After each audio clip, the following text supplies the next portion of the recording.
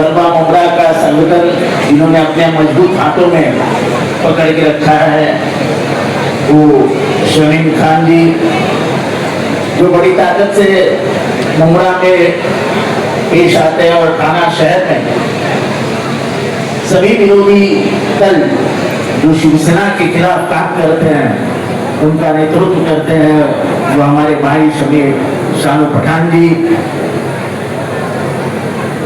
हमारी बहन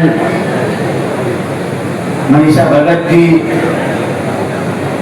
हमारी दूसरी बहन दीपाली भगत जी, सीनियर कॉर्पोरेटर यासिन कुरैशी जी, सुधीर भगत जी,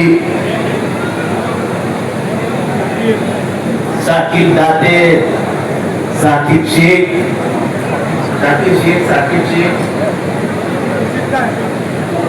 अभिजीत पवार जो हमारे गठ नेता है,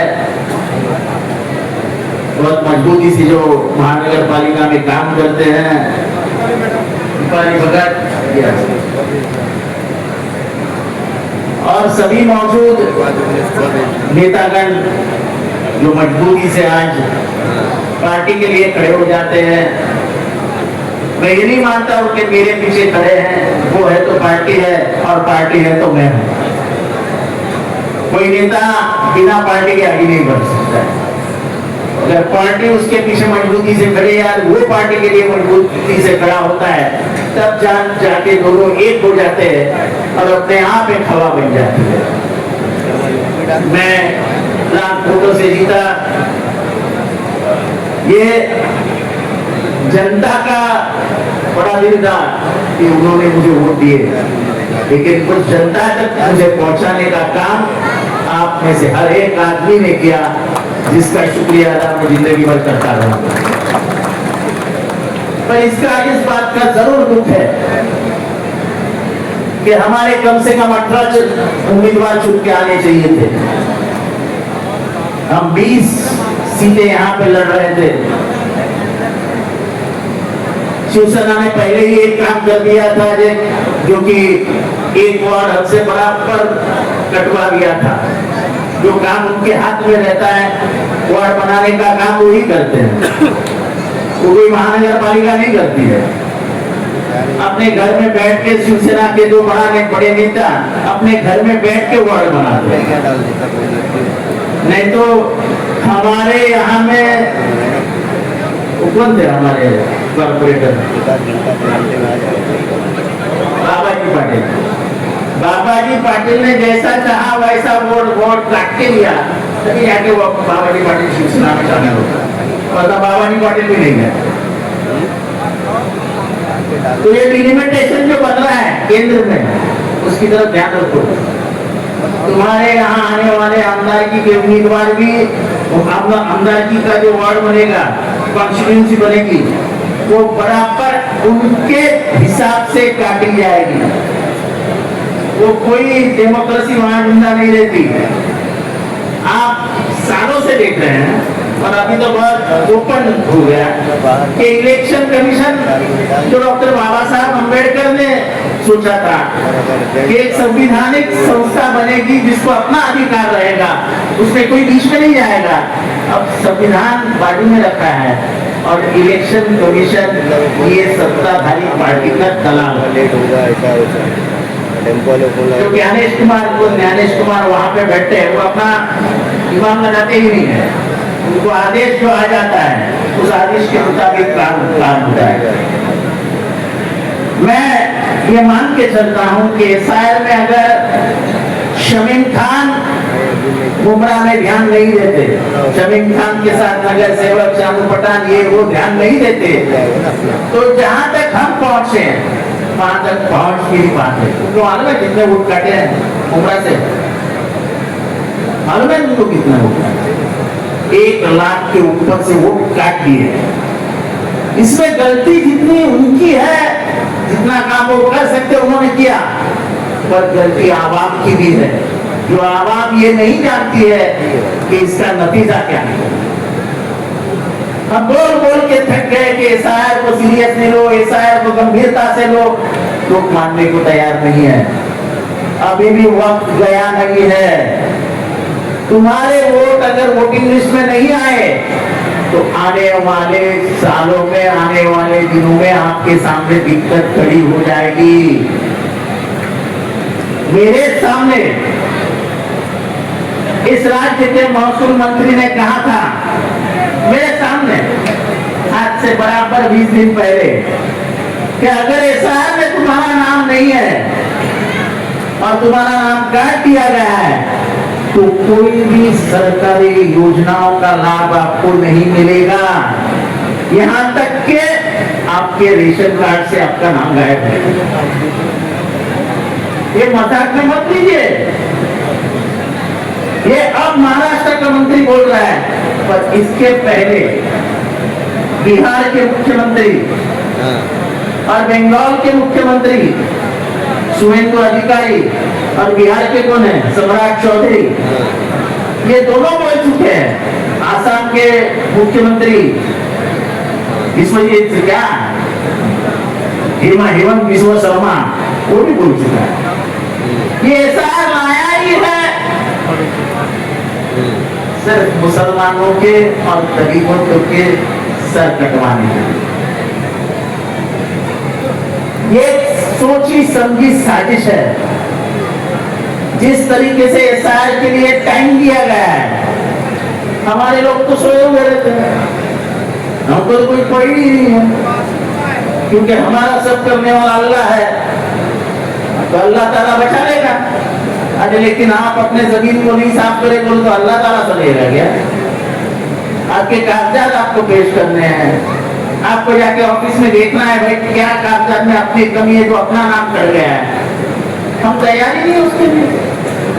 मैं आज भी कहता हूं कि हमारे सामने सबसे बड़ा धोखा अगर कोई है तो वो एसआईआर का है।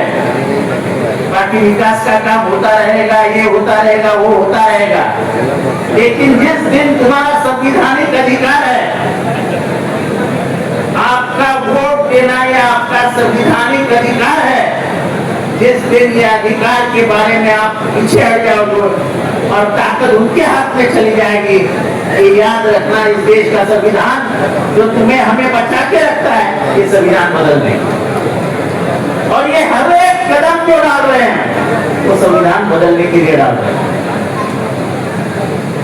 इस बात को आसानी से मत लीजिए। मैं मेरे पत्रकार भाइयों से भी कहूंगा कि जो नफरत का खेल जो खेला जा रहा है, क्या जरूरत है? ये मोगरा देवी का नाम क्या तुम लोगों ने रखा है? मोगरा ये क्या मनीषा के बाप ने रखा है? ये क्या सुधीर के दादा ने रखा है?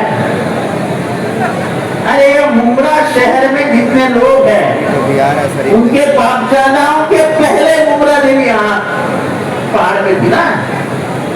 तो जब कल्याण थाना की रेलवे बनी, पहले थाना से बीती, थाना से छत्रपति टर्मिनस के लिए जो रेलवे बनी सन 1853 में बनी होगी, मुझे अभी सारी याद नहीं है। उसके बाद रेलवे बनी, वो थाना से कल्याण तक बनी, तो उसमें का एक स्टेशन था दीवा, एक स्टेशन था मुंगरा, एक स्टेशन था कलवा,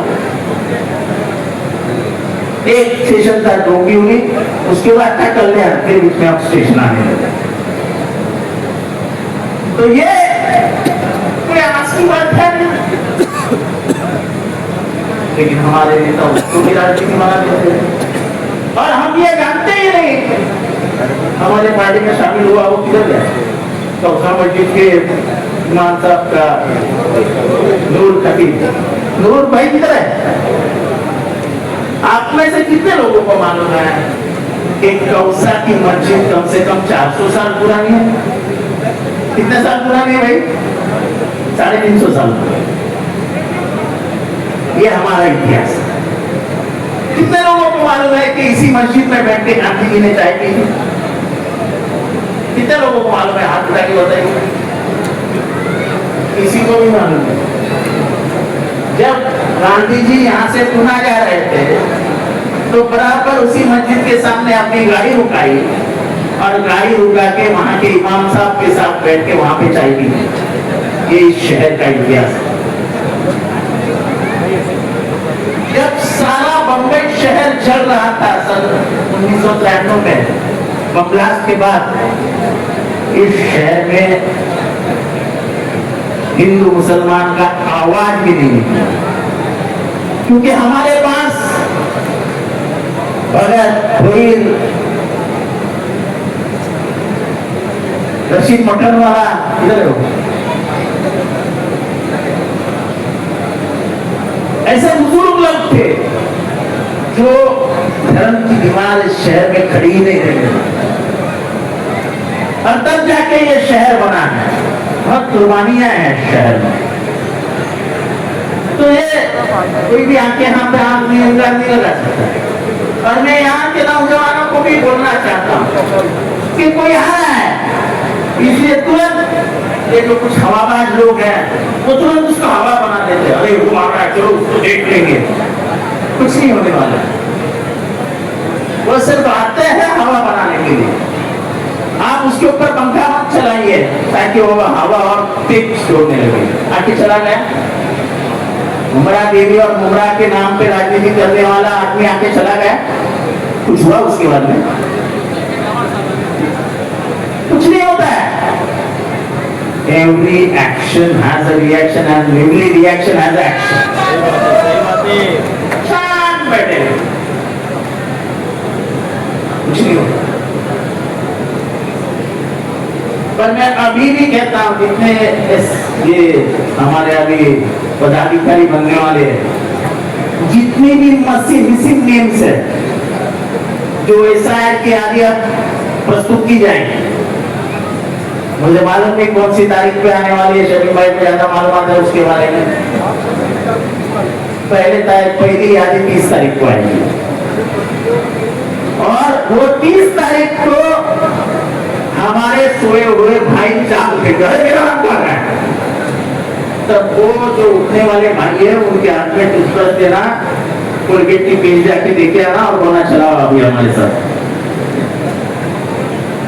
अब लाओ तुम्हारा जो भी पहचान है तुम्हारी दो, और उनका नाम लेने के लिए अपने को जहद करो ताकि डेवलपमेंट होता रहेगा। बहुत सालों से वो दाभोलकर का ब्रिज बड़ा करने के लिए हमने मांग रखी थी, अब जाके कमिश्नर को उसको के दिमाग में आया है कि मुझे वो ब्रिज बड़ा बनाना है। हमें खुशी है कि हमारे पास इस शहर के नेता शानू पठान विरोधी पक्ष नेता करके वहां मौजूद है, तो उनके ही कार्यकाल में उसको मंजूरी लाने की बड़ी जिम्मेदारी अब शानू पठान जी के हाथ में है। हमने हमारा काम रेलवे की मंजूरी सब लाके रख दिया है।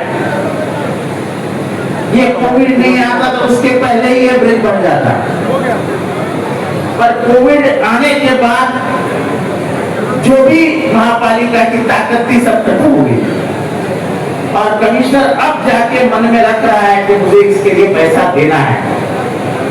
अब वहां बैठे शानू पठान की जिम्मेदारी है कि उसको अंतिम स्वरूप दिए। जो भी है वो तुम्हारी जिम्मेदारी है। अब जाके हमने हमारा काम कर दिया, अब आपको आपका काम करना है और इसको अंतिम मंजूरी लेके ये ब्रिज का काम करना है ताकि मुंबई की ट्रैफिक कम हो जाए।